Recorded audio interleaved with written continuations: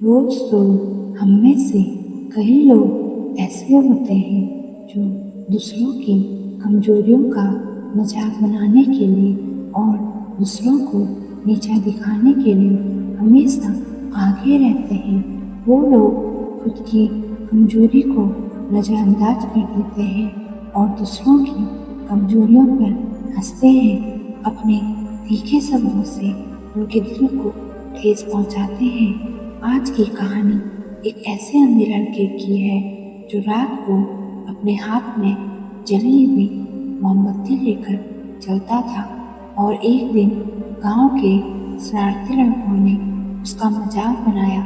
तब अंधे लड़के ने उन लड़कों से जो बात कही वो उन सभी लोगों के लिए एक सबक है जो दूसरों की कमजोरियों का मजाक बनाने के लिए हमेशा आगे रहते हैं। तो शुरू करते हैं आज की कहानी। एक छोटे से गांव में एक अंधा लड़का रहता था।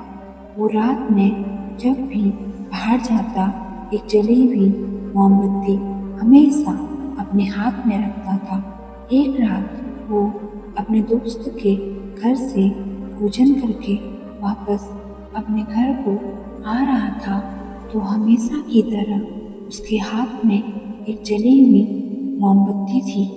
गांव के उस शरारती लड़कों ने जब उसके हाथ में मोमबत्ती देखी तो उस पर हंसने लगे और कहने लगे, अरे देखो देखो, अंधा हाथ में मोमबत्ती लेकर आ रहा है।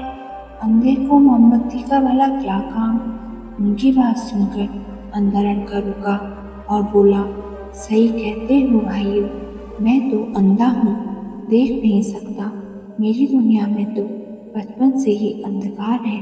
मुझे मोमबत्ती का क्या काम। मेरी आदत तो अंधेरे में ही जीने की है।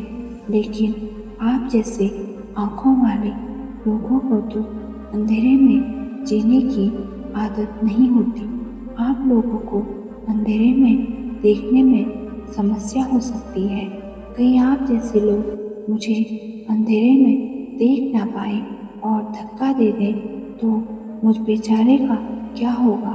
इसलिए ये मोमबत्ती आप जैसे लोगों के लिए लेकर चलता हूँ ताकि अंधेरे में आप लोग मुझ अंधे को देख सकें। अंधे लड़के की बात सुनकर सभी लड़कों का सर शर्म से नीचे झुक गया और उससे क्षमा मांगने लगे। तब उन सभी ने मिलकर प्रण किया कि भविष्य में बिना सोचे समझे किसी का मजाक नहीं उड़ाएंगे। दोस्तों, इस कहानी से हमें ये सीख मिलती है, हमें कभी किसी को नीचा दिखाने की कोशिश नहीं करनी चाहिए और कुछ भी कहने से पहले सोच विचार करना चाहिए। इस दुनिया में तरह तरह के लोग होते हैं। कुछ तो ऐसे होते हैं जो स्वयं की कमजोरियों को तो नज़रअंदाज कर देते हैं परंतु दूसरों की कमजोरियों पर मजाक बनाने के लिए हमेशा तत्पर रहते हैं।